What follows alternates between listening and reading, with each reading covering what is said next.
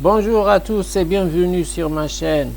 Aujourd'hui, nous allons apprendre ensemble comment bien décrire un lieu en français.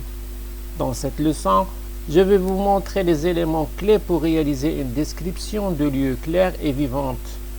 Alors, installez-vous confortablement et commençons.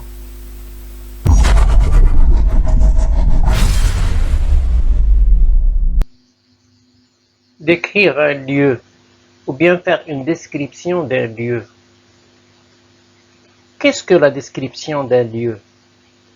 Décrire, c'est comme peindre un tableau, mais avec des mots. C'est donner une image précise d'un endroit. C'est expliquer avec des mots les caractéristiques, les détails ou l'apparence d'un lieu. Et cela aide les lecteurs à bien imaginer le lieu. Pour cela,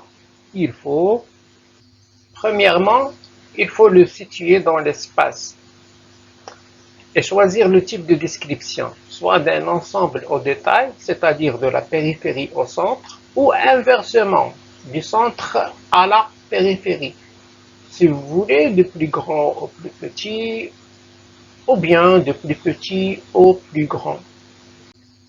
Deuxièmement, pour bien décrire, on utilise nos 5 sens. La vue, l'ouïe, le toucher, l'odorat et le goût. Vous pouvez décrire ce que vous voyez, ce que vous entendez, ce que vous touchez et même ce que vous goûtez. Cela contribuera à créer une image vivante dans l'esprit des lecteurs. Troisièmement, il faut utiliser des adjectifs descriptifs pour bien décrire les caractéristiques physiques du lieu, telles que sa taille, sa forme, sa couleur, etc. Exemple, il y a des maisons carrées. On peut voir des murs blancs, il y a un grand parc et faire des comparaisons. Exemple, les toits sont bleus comme une piscine. Essayons maintenant d'appliquer ce qu'on a vu pour décrire ce lieu ou bien cette image. On peut dire que l'image offre une vue aérienne d'un village ou d'un quartier résiduel aux couleurs vives. Les toits des maisons sont rouges avec des murs blancs, donnant à l'ensemble un aspect harmonieux. Les rues étroites, bordées d'arbres verdoyants, serpentent à travers les bâtiments. On peut apercevoir quelques habitants marchent vite. Certains vont au travail, d'autres vont faire des courses. On voit des enfants qui jouent. L'atmosphère générale est celle d'un lieu calme et agréable à vivre.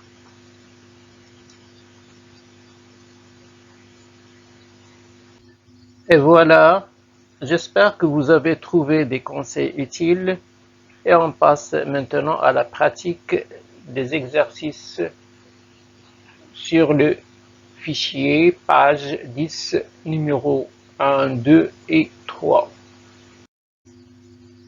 Page 10 numéro 1. Consigne.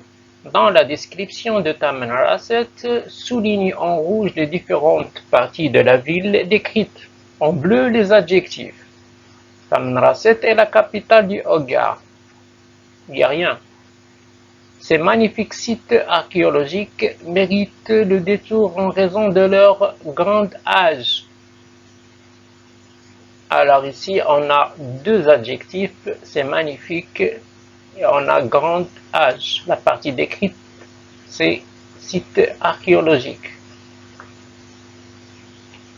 Des milliers de gravures et de peintures rupestres font de Tamanrast un des lieux à ne pas rater. Ici, on a la partie décrite, c'est gravure, peinture, rupestre, c'est l'adjectif. La phrase qui suit, ces petites rues, rue c'est la partie décrite, petite c'est l'adjectif, écrasée c'est l'adjectif, ces petites rues écrasées de soleil pendant la journée sont pleines de mystères du désert. Alors l'adjectif ici c'est pleine. La dernière phrase, la vue sur le massif du Hogar depuis la ville est extraordinaire. La vue c'est la partie décrite, extraordinaire c'est l'adjectif. Toujours la page 10, numéro 2. Voici différents endroits. De quelle partie vas-tu parler pour décrire cet endroit? Quel adjectif peux-tu employer? Observe l'exemple et complète le tableau. Ici l'exemple endroit, ça veut dire on a le lieu, oasis. Les noms de parties c'est arbre. Commençant les arbres, on va utiliser des adjectifs. On peut dire les arbres sont nombreux, hauts, serrés. Par exemple, ombre, on peut dire fraîchissante ou bien douce, etc. Rivière, on peut dire claire, fraîche, tranquille, secrète, etc. Jardin, on peut dire joli, petit, riche, etc. Ça, c'est l'exemple. Passons maintenant à l'exercice. Le mot magasin, ou bien l'endroit magasin, quelles sont les parties qu'on peut utiliser? Par exemple, comptoir. Comment est le comptoir? Propre, ordonné, spacieux. C'est à vous de choisir. Marchandises, la partie à décrire. Comment sont-elles? Les marchandises, on peut dire rangées ou bien rangées, étiquetées, nombreuses, etc. On a un autre ou bien une autre partie d'éclairage, on parle c'est bien éclairé, ou bien faible, ou fort. Plage, les parties de la plage. Par exemple, on a le mot sable. Comment est le sable? Fin, propre, doux. Par exemple, l'eau. Comment sont-elles les eaux? Propre, limpide, bleu. Les vagues aussi. Comment sont-elles? Fortes, déferlantes ou caressantes.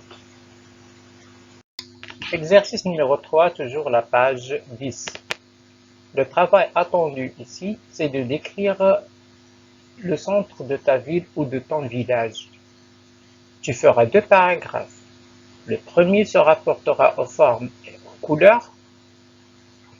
Le second, ça veut dire le deuxième, se rapportera au bruit et au mouvement. Le premier paragraphe, on parle des formes.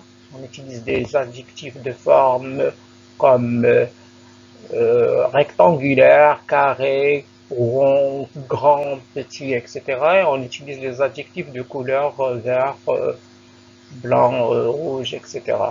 Le deuxième paragraphe, on parle de ce qu'on entend, le bruit, les klaxons, les oiseaux, etc. et les mouvements. On peut utiliser dans les mouvements ici des verbes de mouvement, marcher, va, aller, venir, se précipiter, etc. Alors pour cela, j'ai déjà préparé un texte descriptif par lequel vous pouvez vous inspirer et de prendre comme modèle.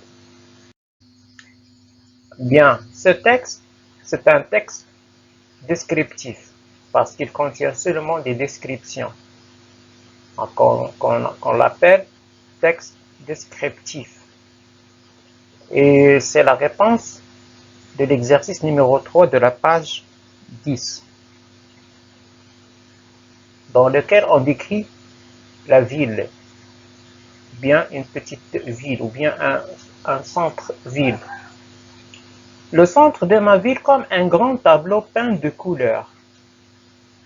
Les maisons sont hautes, avec des toits pointus comme des chapeaux. Les fenêtres sont comme des yeux qui regardent la rue. Les magasins ont des devantures toutes différentes, rouge, bleu, vert. Dans le centre-ville, c'est toujours l'animation. Les voitures roulent doucement, les bus s'arrêtent aux arrêts, les gens vont et viennent, certains à pied, d'autres à vélo.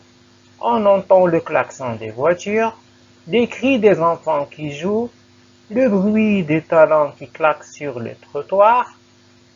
C'est un peu comme une fourmilière, mais avec des sourires et des rires.